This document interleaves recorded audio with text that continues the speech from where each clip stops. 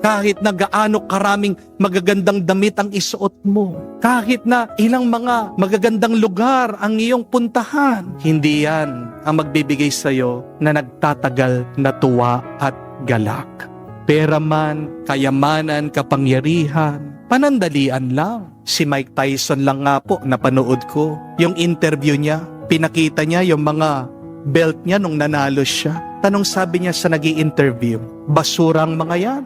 Maaaring nung ako'y nanalo, tuwang-tuwa ako, pero ngayon, wala na silang kahulugan sa akin. World champion na yan, pero lumilipas ang tuwa at saya. Amen? Masakit tanggapin.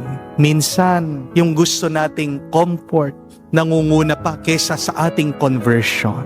Gusto mo magtagal ang tuwa sa iyong buhay? Magbalik loob ka sa Diyos. Amen? At pangatlo, kauli-hulihan, kaya tayo'y malungkot kasi hinahanap natin yung mga hindi naman dapat hanapin. Kapag broken-hearted ka o nasaktan ka ng ibang tao, naghahanap ka ng closure. Naghahanap tayo ng mga sagot, ng mga sariling paliwanag. Kahit na alam natin hindi natin makukuha ito. Hinahanap natin ang sagot, bakit ako kaya sinaktan?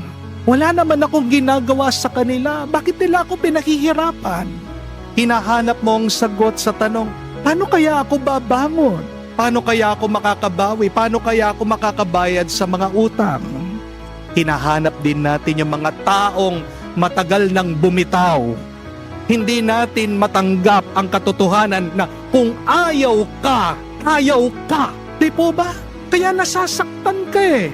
Dahil pinipilit mo ang iyong sarili dun sa taong ayaw ka. Amen? Bakit hindi ka pumunta doon sa taong gusto ka?